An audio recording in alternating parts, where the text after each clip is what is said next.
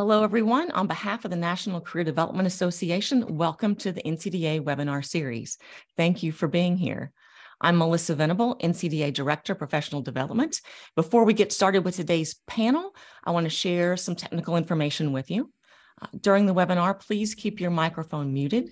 We encourage you to hold your questions until the end of the session. We will have some time reserved at the end for questions.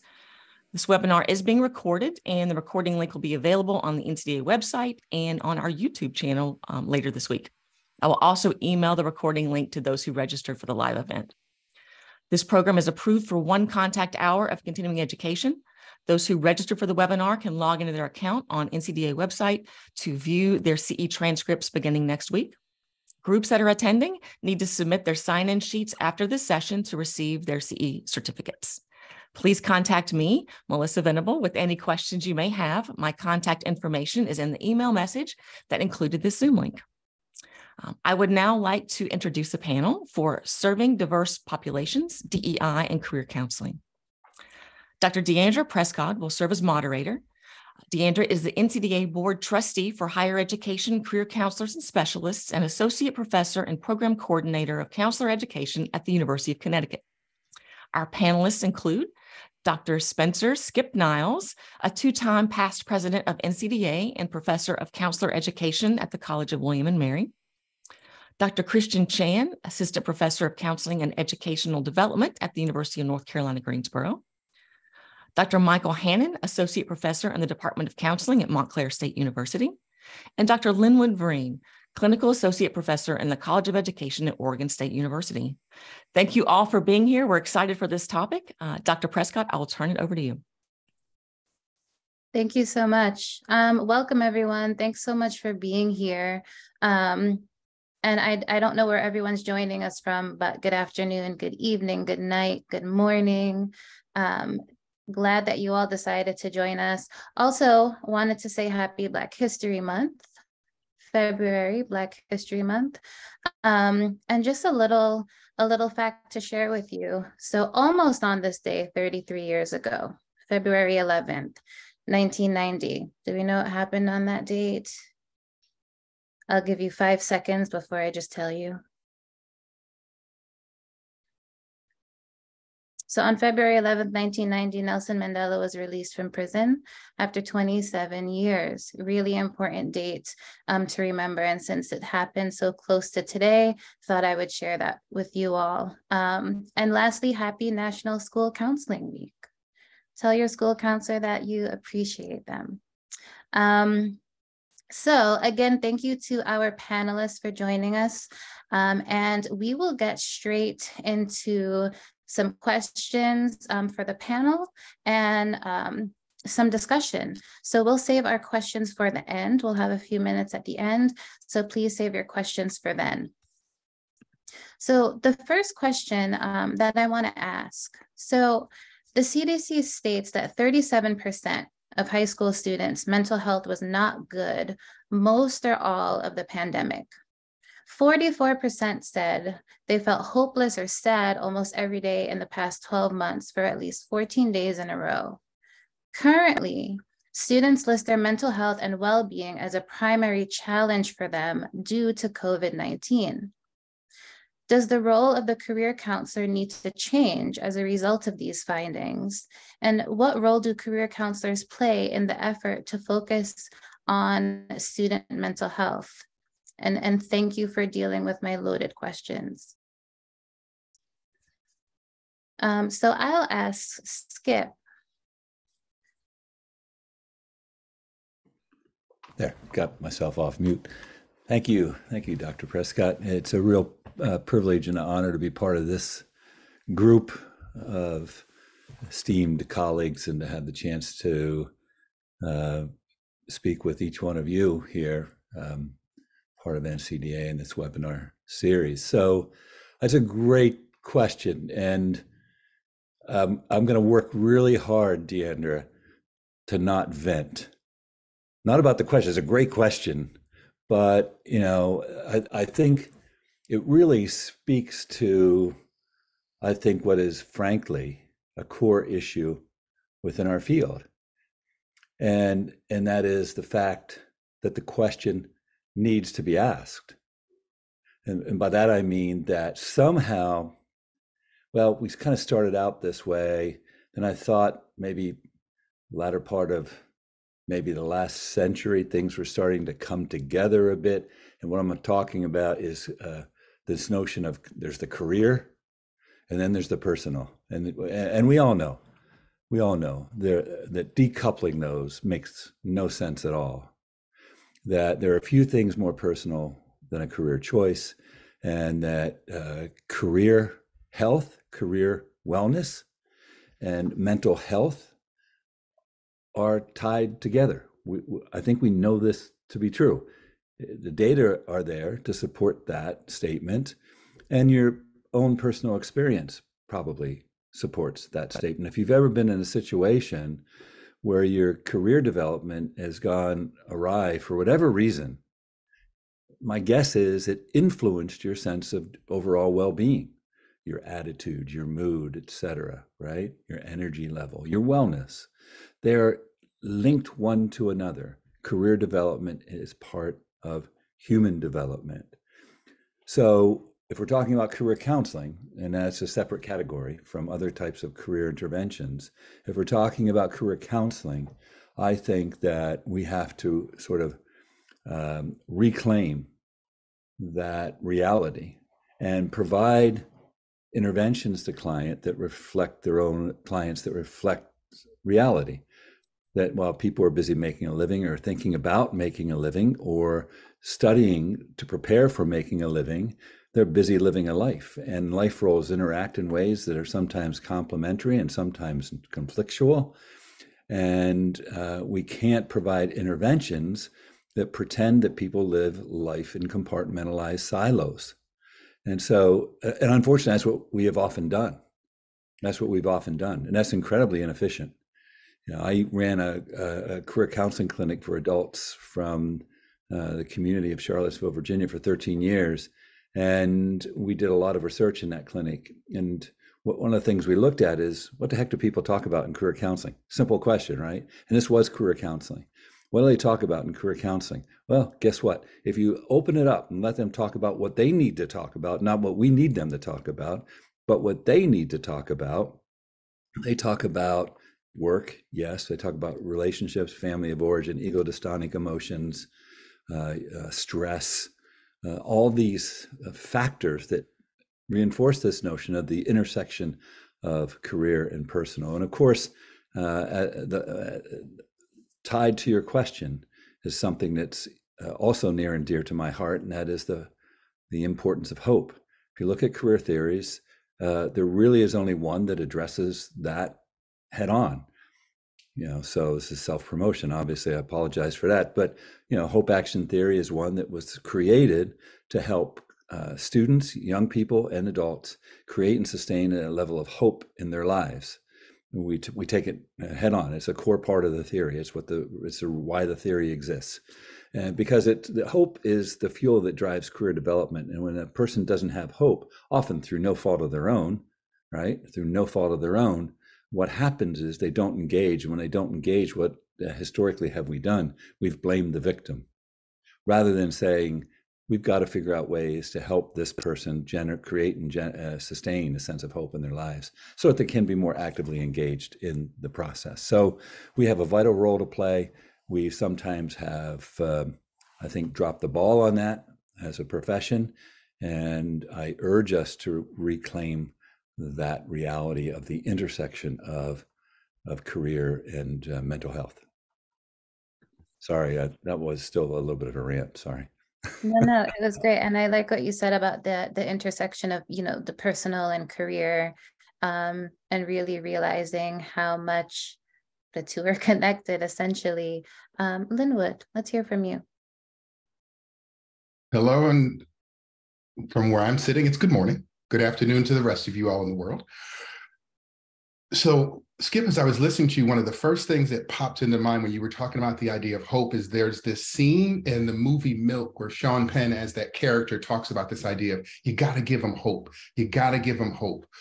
And so in tying that to the question, it's does the role of the role of the career counselor need to change? And I've been wrestling with that term.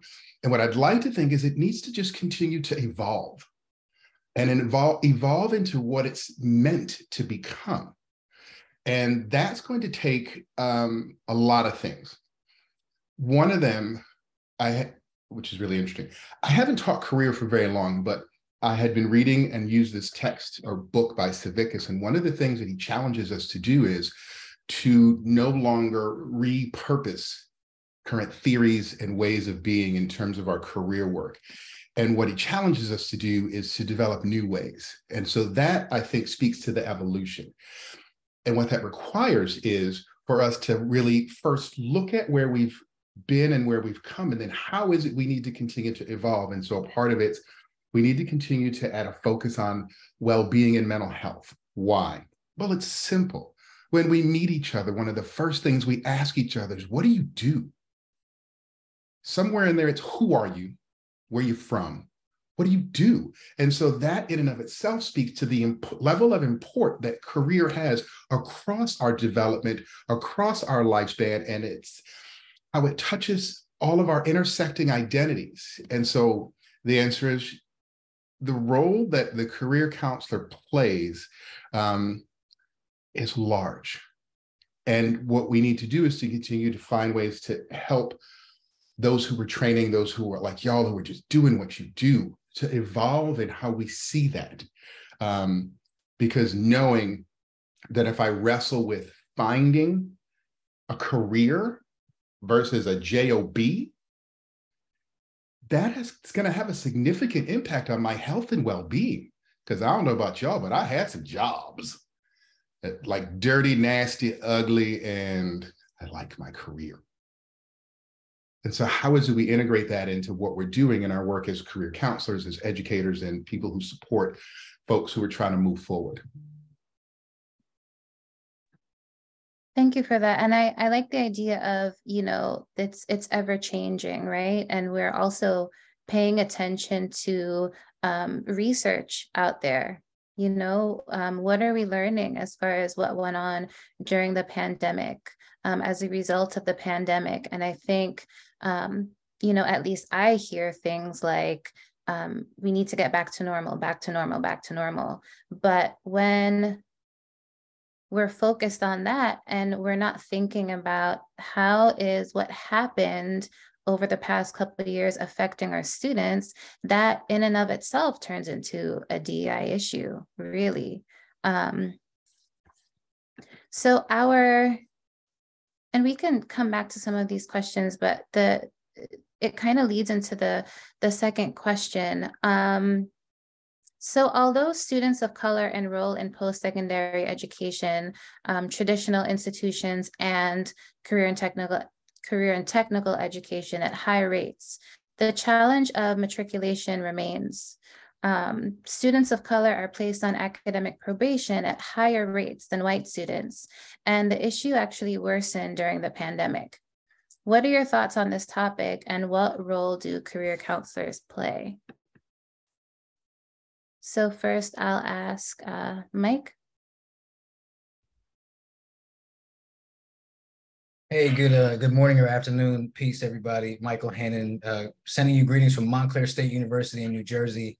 And I appreciate the acknowledgement of Black History Month. Happy Black History Month and happy National School Counseling Week.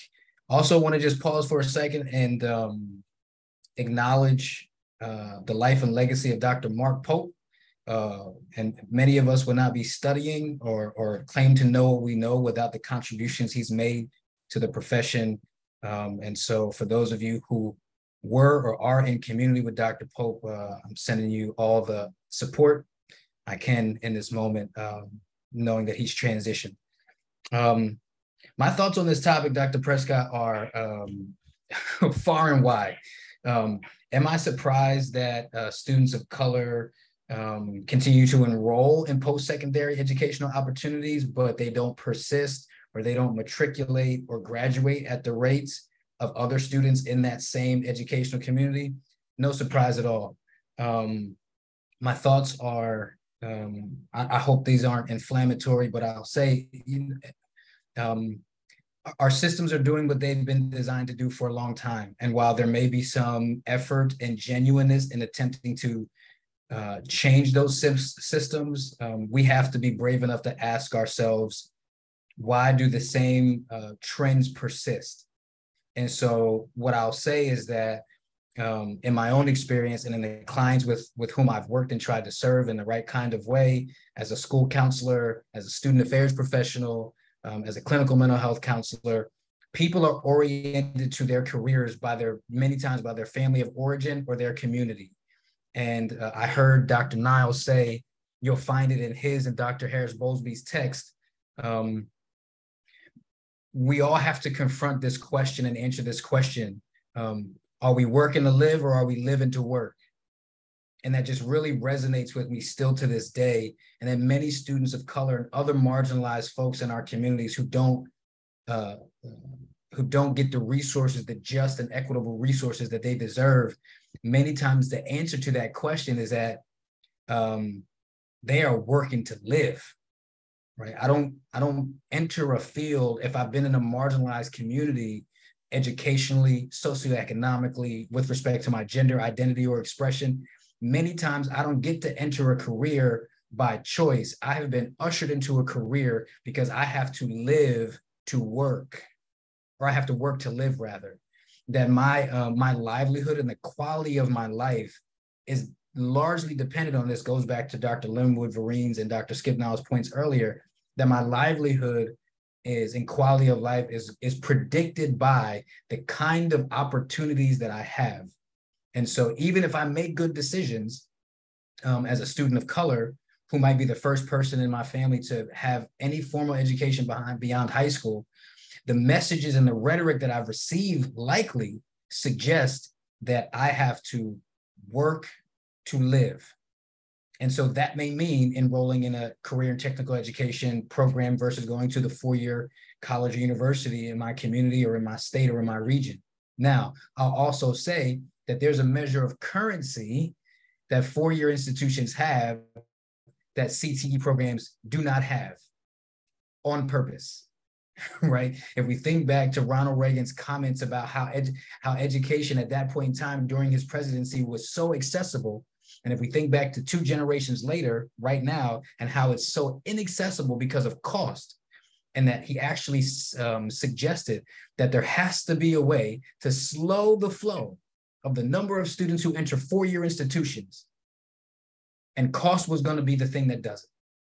And so it's no surprise that students from marginalized communities, historically and currently marginalized communities, are not succeeding at the rate. And the last thing I'll say is I even take some issue with the term persistence, because persistence suggests that I have to do the thing to be successful versus taking a look at the system that may prevent me from doing the thing that helps me be successful. So do I want students to persist when they have clients to persist when they have challenging circumstances? Yeah. But does my agency, does my institution, does my place of work or my organization need to change so that students don't have to persist, that we can contribute to their success? And so no surprise and deep and sustained work that has to take place to reverse the trend. And that may mean students enrolling in spaces and pursuing opportunities where they are in the majority, the numerical majority, sometimes by race, sometimes by gender identity and expression, sometimes by socioeconomic status, and reducing the propensity to compare between groups and maybe do some comparison within groups. So I'm ranting, I apologize, but hopefully that answers some of your question. Absolutely. And I think the discussion of talking about the institutions, systems at work, systems at play, and the onus on them, right? So, I'll read research sometimes and I'll think, my goodness, all we're doing here is putting everything on the students when it's not on them. And, you read research about, Black students feeling ignored in the classroom. They raise their hand and they're not being called on. They don't have the same opportunities for job shadowing experience and things like that. And yet you'll see research come out that just says, Black students aren't really prepared. you know, they're not doing this, we're not doing this or that at home. So it's just something to think about. Christian. So like Dr. Hannon, I also have like 3 or 4 directions that I've been reflecting on in response to this question. The first, I think in conjunction with what Dr. Hannon and Dr. Prescod were also sharing, is that what I think we need to also change our mindset on how we also, because part of what we do in career counseling, right, is sometimes I hear, right, stories about how career counselors, essentially what they do is they keep saying, right, like that students of color, BIPOC students need to persist, or that they need to brace, right, for the types of discriminatory and problematic systems that will psychologically wound them, right? And that's kind of where the story ends. And I feel like that's like what we can do more than that, right? Than just saying, oh, well, so basically go and cope with a system that is all normed in whiteness. And so what that also does for all of our work in terms of career counselors, career practitioners, is that it also absolves, right, any responsibility to really dismantle whiteness in our institutions. And I say that in a way that we think about whiteness as it seeps, right, all throughout the entire P through 20 pipeline. So it's not just in higher education institutions or CTE programs, right? It's also within our P through 12 system. And it continues to emerge and fester, right? When we think about even like our colleagues who are in ed research, who are doing studies and really approaching this with demographics and metrics, right, that really show how like there are creating narratives, right, around BIPOC students in programs that are like centered on academic probation, or like really kind of portraying, right, that's a story that is unfolding, when really it's like, but what have we done about the system that has been really problematic? So when I think about what that practically looks like for all of us who work in higher education, it really revolves around leveraging many of the different offices, right? Stepping outside of our offices to really form partnerships, or to essentially do a lot of like consulting work, or even to address some of the problematic, right, microaggressions, discrimination that surface across other sectors and offices at the university. So if that's what we believe our role to be, right, to not just say, okay, I'm going to work with my clients or my students for 30 minutes to an hour, and then have them walk back into the same systems that still wound them, that's a real problem for me.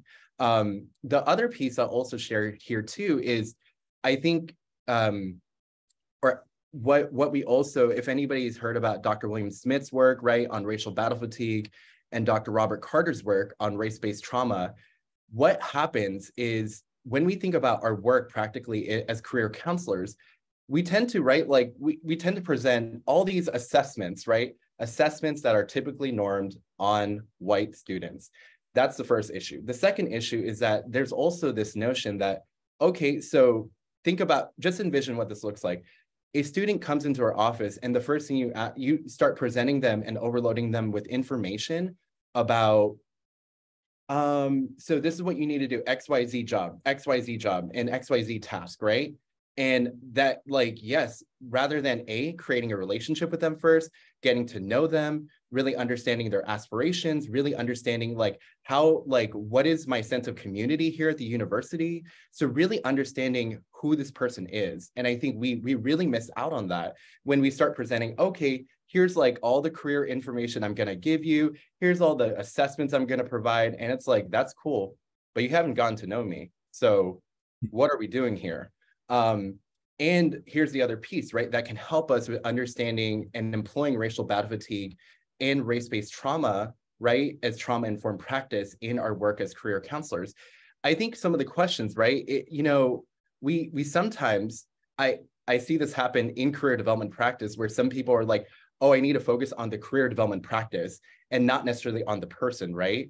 And so what they do is they completely circumvent all these topics, when we know some of what has been happening in particularly United States society has been psychologically wounding, right?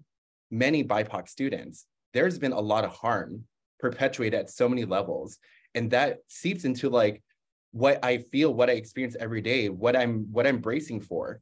And so when I think about this, right, for students who are walking into our offices, maybe they're not necessarily describing, yeah, I'm stuck on this job task, right? Or I'm stuck on trying to find a job. Maybe sometimes what they're needing is like, hey, like I'm right now, like I feel like all I can think about is when I'm entering into the classroom, I'm always feeling like I'm hyperventilating or I'm having like somatic symptoms, right? Or something like I feel like there's something or hypervigilance, right? Because I'm waiting for the next racialized discriminatory event that I'm going to encounter.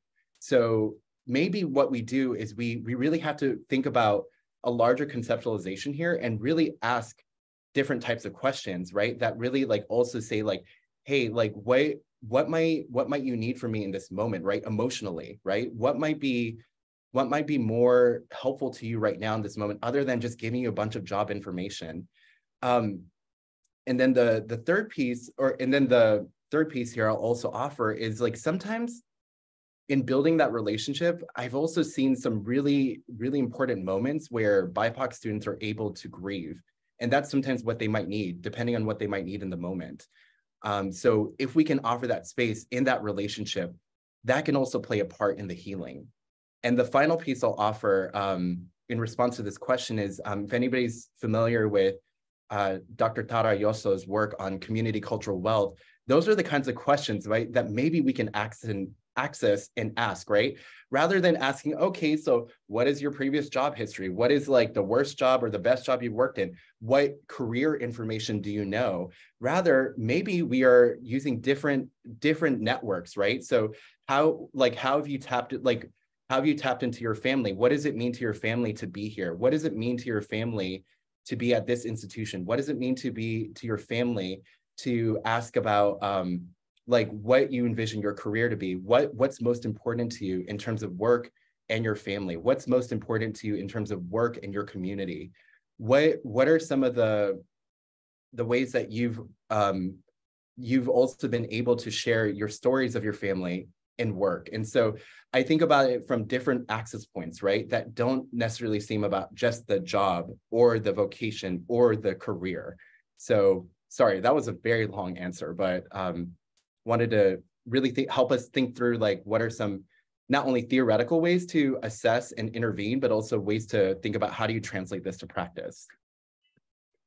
Absolutely. And you're making me think about how much I think sometimes we underestimate the importance of reflecting feeling, reflecting content, actively listening. When you go back to those sort of core skills that I think sometimes when we're training students, that sometimes gets lost and they're thinking, okay, I only have 30 minutes for this appointment. We have to get right to it. When, like you said, we could essentially be ignoring so many other things going on with that student. I think about one in particular when I was supervising students in training, and the client was talking about, the importance of God in her life. It was a young Black woman talking about the importance of God in her life and relying on him, trusting in him for her to make the right decisions and things. And the counselor kept talking about, finding strength within yourself and things like that. And she kept talking about the fact that she finds strength in her relationship with God. And it was completely going over the student's head. And we really had to get into, okay, active listening. What are you really hearing here? And can we get a bit to what the student is saying? And the counselor in training just kept kind of saying, oh, well, that's not really my place to talk about those things. But then that's a slippery slope, right? Because then the student's not feeling heard or understood, and the chances of them coming back to you are kind of slim. Okay, looking at the time, I'll go to the next question. So the next question, students have increased the amount of time spent working part or full-time. Keeping in mind that a quarter of young adult workers ages 16 to 24 lost their employment from February to May of 2020. Unemployment affected underrepresented students the most during the pandemic. An increase in the number of hours working can negatively affect sense of belonging for students since they may not have as much time to connect with their peers. What are some of your thoughts on this, and how does this lend itself to a discussion on equity and work-school-life balance? So I'll go to Linwood first. That is just fantastic. I'm going to try to make this succinct. I'm going to try to tell you a story that ties these things in. I'm going to tell you the story of Lily. Lily's an 18-year-old biracial woman who the world sees as Black. Lily is 6'2" tall, wears her hair out like here, and she is so proud of that. It took her a lot of years to grow into that. Lily still lives at home and she abides by her mother's rules. Her mother's rules are, you are out of high school, you will not put an ass print in my couch. You must work, you must have grit, you must get out and grind. Lily is also being pressured by her mom to go to college. Lily wants no part of that. She has not found her space in post-secondary education. Her father believes that post-secondary education is for everyone, it's just you've got to find where it is. Lily is hell-bent on, she goes to school part-time. She has condensed her schedule to work 6 days a week and go to school 2 days a week and squeeze all that in. So then how do we tie these to the question, thoughts? Lily could really use you as a career counselor to help her unpack some of these things. So some of those, and this ties into some of those other questions. The evolution of the role of a school counselor is to look at, like what Adler says, who are the people behind that person who are supporting them? Who are the people behind them who are maybe not supporting them? And so Lily needs your help in exploring these parts of her life. How does this lend itself to the discussion on equity, work-life, school? Lily is a biracial young woman. She chooses at this point in her life to identify as Black because she thinks that that's how the world sees her. That can evolve. Lily lives in Utah. Lily's been raised in a predominantly white community, and so there are a lot of things that she wrestles with. Her mom is white, her dad is Black. And so where we can be helpful is, where are the pulls and pushes in her life? What are the messages you're hearing from dad? What are the messages you're hearing from mom? What are the messages you're hearing from mom's new husband? And he's not new. He's been in Lily's life for around, like, let's just say a decade. And you've got to add that to, Lily has gone from working 0 days a week because she lost a little position that she had. And it really ties into this question. She was working a couple little part-time jobs. She lost that and she was getting pressured to find like a real job, like no McDonald's money, no Wendy's money. You got to get out, and this is pressure from mom. You got to get out and get some real money. And at 18, Lily really wrestles with her work-life balance. Like, how do you do that? Who's teaching her? Who's supporting her? And so herein lies the role of the career counselor, and this speaks to the evolution of us in our profession, is how is it we bring these discussions, into our classrooms? And as Dr. Chan was reporting, so that it impacts practice. How do we look at what Lily's developmental needs are? Lily had a discussion with her father, and her father shared with her, all right, so this is your hustle because you want to get out of mom's house. Lily wants two things. I want an apartment and I want a car. And so she took the full-time job to just get out of mom's house to not have this sort of stuff. And so how is it you support Lily in that? And the question her father asked her was, that's a choice you've made, and it sounds like you've made the best choice for yourself in the moment. What you've got to think about next is, at what point in your life are you going to, as your uncle shared, live to work versus work to live? And Lily took about 10 to 15 minutes of just silence to really think about that. And so here's again, where your role as this career counselor, you can help her navigate those things. And because at 18, she's still coming into a knowing and understanding of what that means.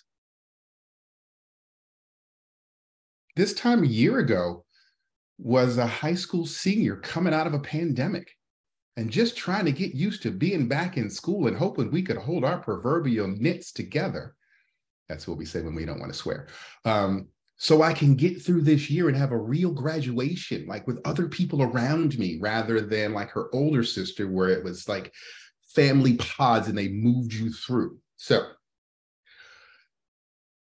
the diversity and equity piece is her seeing herself as a Black woman growing up in a predominantly white community and continuing to live in a predominantly white community. How does that impact her in her career now that she's working full-time at this little place and now has a supervisory role at the ripe old age of 18? How is she balancing squeezing in 2 days of school? She's training to become a technician. And she doesn't even really want to do that, but because she's a woman, she has been told she can't do what she really wants to do right now, which is become a welder. She wants to train to weld shit.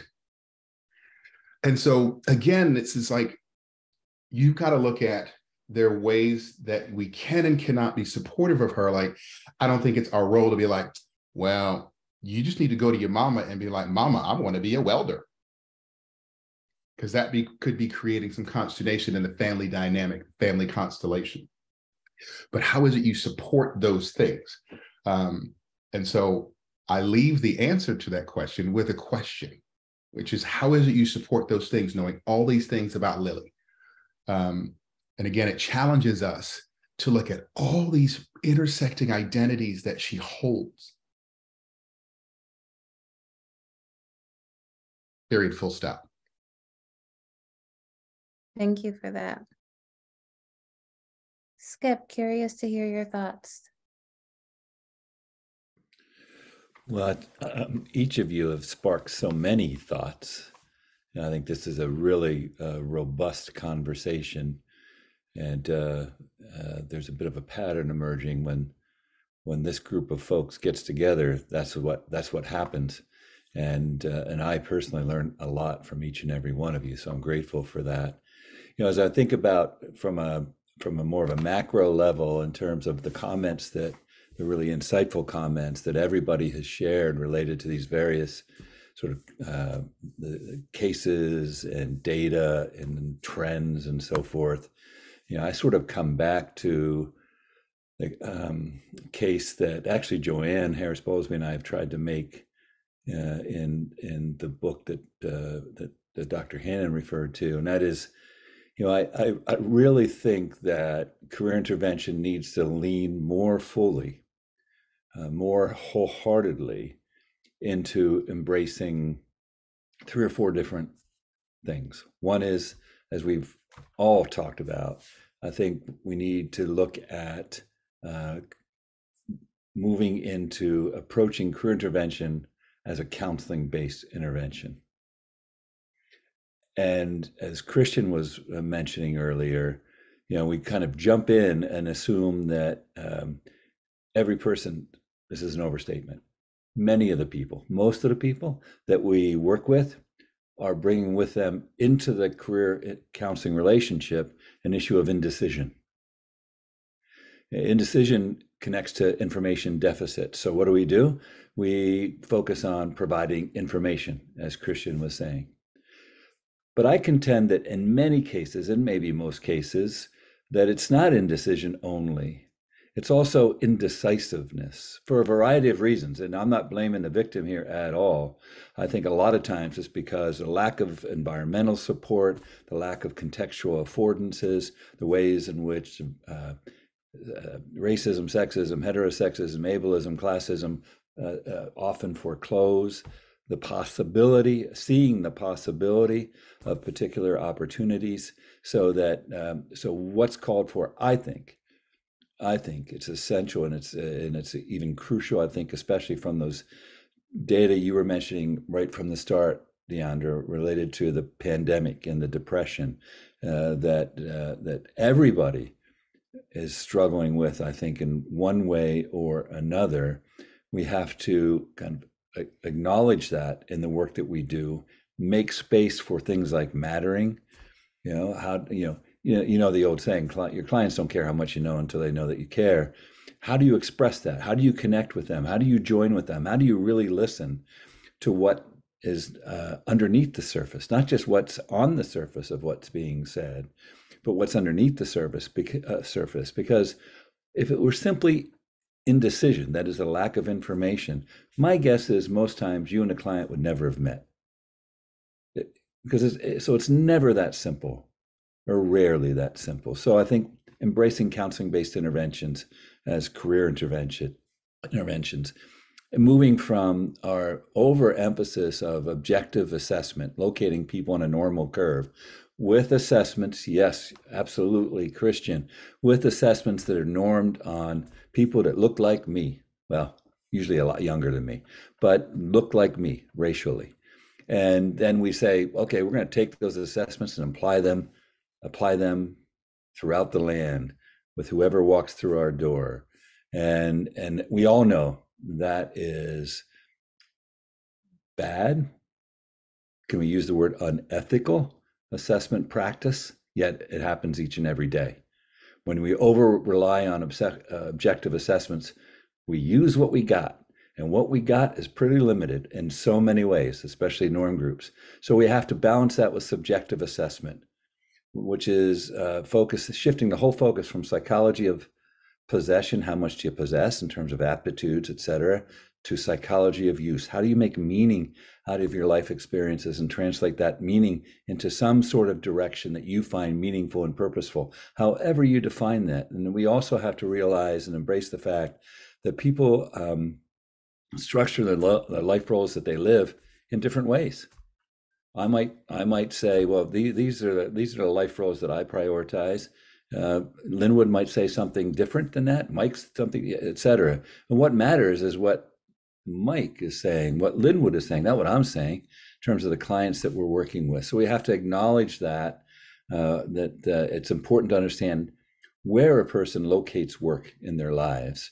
And with all of this is we have to, I think, accept the fact that every career intervention, every single career intervention is a multicultural intervention. That so many identities are coming to play in any relationship that it's always one of understanding the intersections of those identities from the client's perspective. And then finally, I'll just say that we referred to this too, that it's a role that we don't take on very well at all.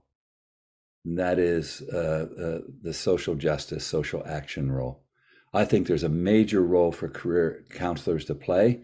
I know the reaction comes, don't lay that on me. I've got all this other stuff I'm trying to do. And I get it. But part of the challenge here is that we undervalue career intervention in the United States. And we defer often to caretakers or parents, guardians, who don't know how to do this themselves.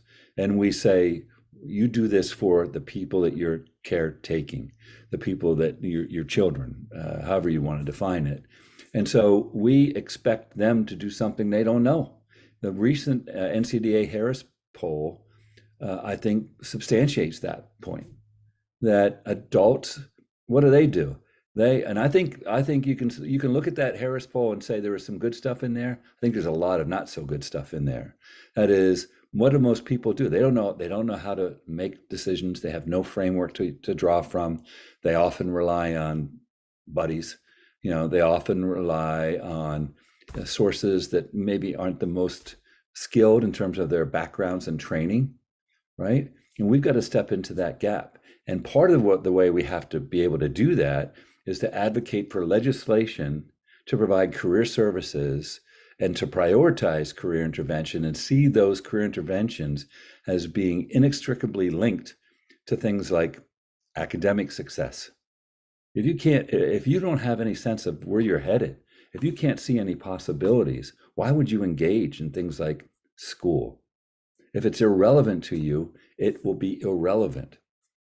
And so we have to be able to see, and the data are there, that the link between career development and academic development is a very close one.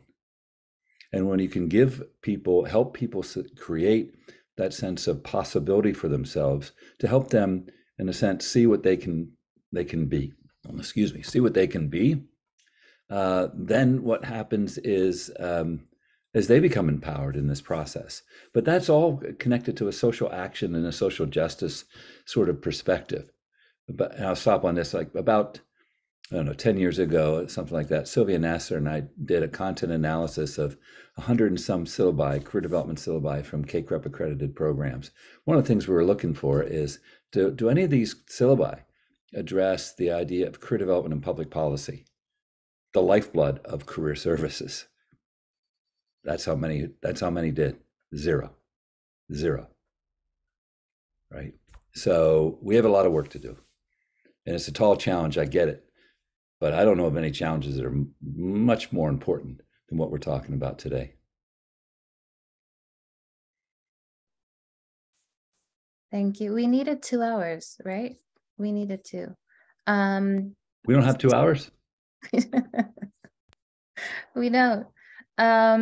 I quickly want to get to the last question and then see if we have any questions. So the pandemic caused students to adjust their education, whether it was pausing their studies, changing their minor, reducing credits, enrolling at different institutions, and many left 4-year institutions for career and technical education programs. CTE programs, as we know, tend to be more flexible and allow students to complete their studies faster, but also have their challenges as well, whether it's negative perceptions of CTE programs, recruitment and retention of diverse instructors, and limited long-term data outcomes. So how can career counselors better support CTE programs and students who attend? For this question, I'll go to Drs. Chan and Hannon.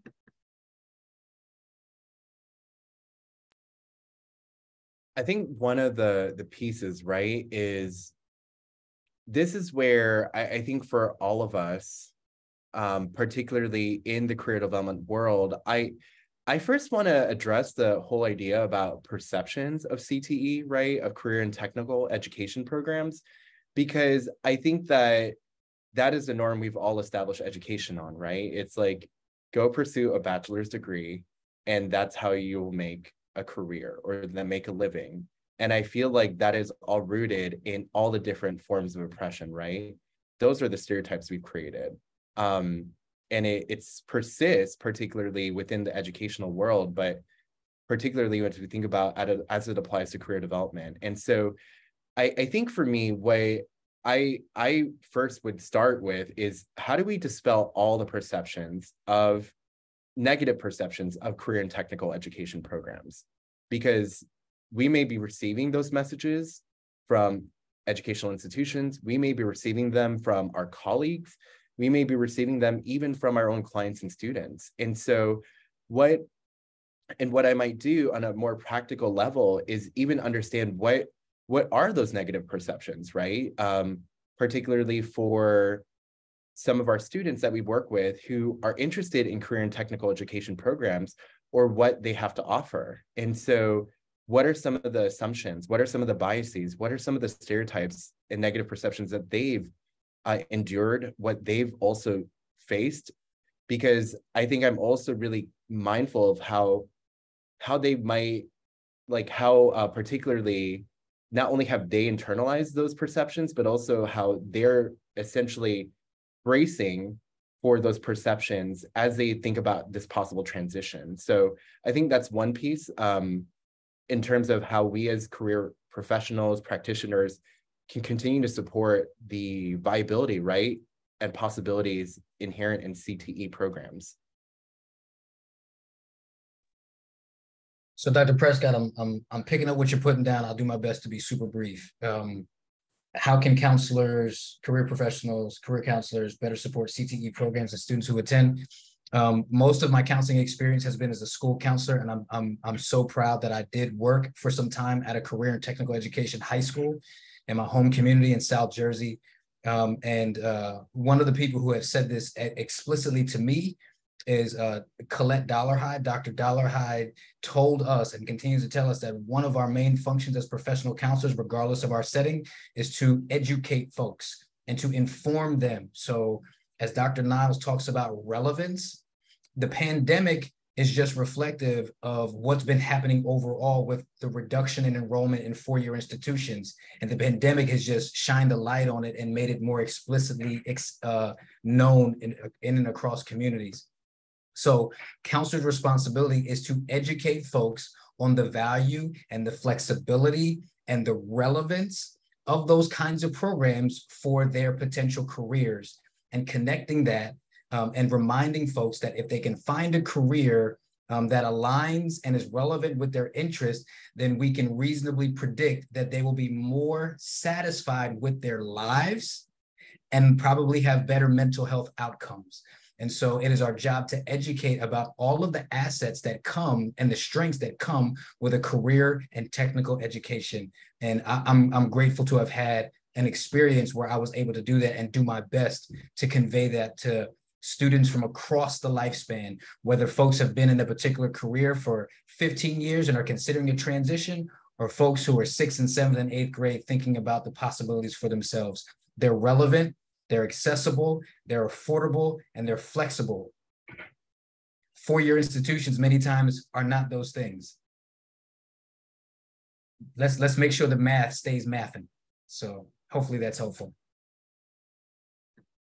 Very helpful. And I think as career professionals, we do need to remind ourselves about what you just said, Mike, about, and I love that response of what I'm hearing is being creative with how we're working with students, opening their view of the options that are available to them, right? If we don't know, we don't know. And not everyone's path looks the same. And so we need to get creative as far as what that path might look like. And again, helping students to understand what their options are. We have about 7 minutes. I want to make sure we're able to take a couple questions, if there are any, for Drs. Niles, Chan, Hannon, or Vereen. Any questions?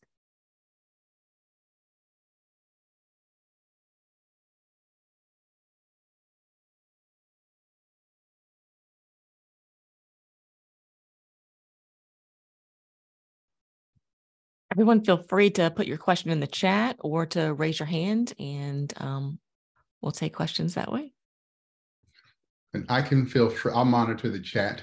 Dr. Prescod? Thank you.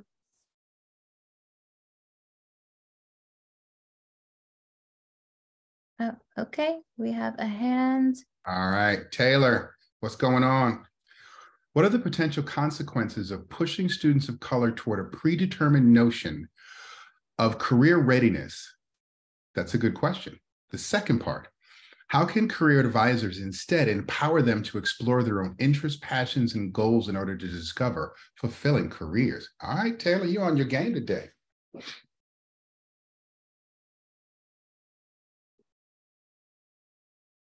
I can add, I think the consequences is pushing them away.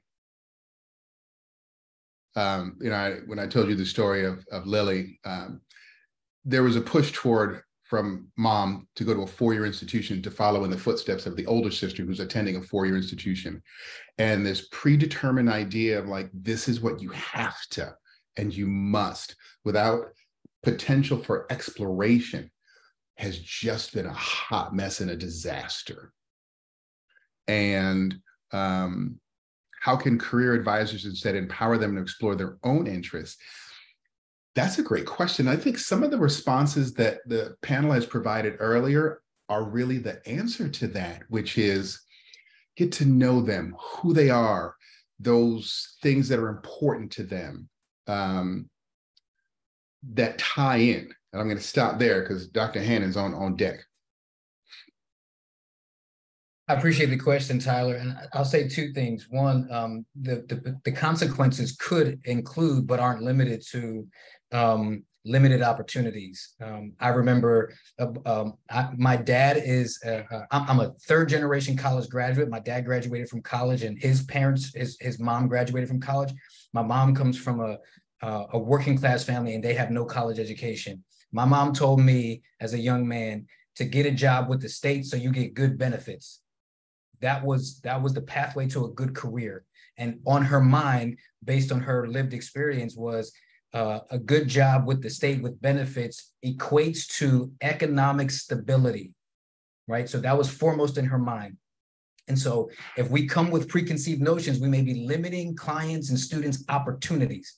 Now, I understand that because there's a cultural dimension there, because many times in families, there is an expectation that children will assume the vocation and career of the parents or caregivers. So there's something to be acknowledged there. But how can career advisors instead empower them to explore their own interest? Again, I'm going to cite Dr. Niles here. And one of the things as a school counselor that really resonated with me and opened doors for as I worked with students, K-12 students, particularly high school students, is removing the question of what do you want to be when you grow up? Because I'm still trying to answer that question now. But replacing it with what problems do you want to solve? I've worked in Trenton, New Jersey, in our capital city. I work with folks in East Orange, which is an urban community in New Jersey. And if you asked a 16-year-old young man whose friend was just killed on the basketball court in a random act of violence, he may have something really, really salient to say about what kinds of problems he wants to solve and not be affecting his community. There's some insight right there. If you ask a 12-year-old female cis-het student who has been locked out of AP and honors courses throughout the course of her time as a middle school student, you know what she might say? I want more access to better courses like the boys have in my school. What problems do you want to serve versus what do you want to be when you grow up can give us the kinds of insight that we may have been missing for generations. And so those are two things I think of right away to your question. Thank you for that. Clifton? Yes. Thanks. Go ahead. Thank you so much. Clifton Chambry, he, him, his pronouns. I'm very grateful for this conversation. I serve in here in Baltimore in the capacity where we use life design as a framework for our career services. So this is very refreshing. It is encouraging to hear that you all who are training the future folks for our field are shifting in this direction. And so I'm curious to learn more about how do you get others on board to do this work, right? And so not everyone actually feels as if they have the capacity to focus on the humans and connecting and getting to know the people directly. And that even has an impact on the work that the students need done. I'll give a quick example where I had a student come in and they literally just said, I need to find an internship. But because I know that ain't my interest. I mean, it is my interest, but I care about why do you want an internship and what do you want from it? And I got to know them. And then because they actually were working through a lot of difficult experiences and I was able to connect with them. And then they left with a bright smile on their face, right? And so I see the benefit, but how do you get others on board to actually explore those opportunities and really move that the work in that direction? So I think, especially as I think about working with colleagues and students, one of the pieces that I try to transmit, right, a message that I try to share is when you think about the work that you do in career development, the work that you do in career development practice, I invoke a lot of morality into this. And so I really, help students and colleagues really think about, isn't that a gift? Isn't that a gift that you get to share in this process with your student, with your client? Isn't that a gift? Isn't that a part of the healing, right? That you get to allow them to be authentic in who they are, right? To really explore and feel empowered in who they are. The other piece that I also share, right, isn't, part of our work in career development, isn't it a place where people know that they can come home to themselves? Isn't that the part that we also, like, a part of our work in career development? And so that is, that's where I sometimes, I can remember teaching the career development class, and that's what I start with. I was like, because this is another conversation, but every time I see this, like, there's, it strikes me when so many students are like, why do I have to take a career development class? But that's a conversation for another day. But that's what I start with, right? To really hook everybody and anchor them in, this is healing work. more than we think it is, right? It isn't just about giving information or helping somebody find a job. It is healing work. Thank you for that answer. It's 2:01. I know we said 2 o'clock, so I wish we could take more questions, but if you have them, you can always reach out to us if you would like to do that to continue the discussion in any capacity. So let us know. But thank you so much for joining us today. And thank you to the panelists for being here.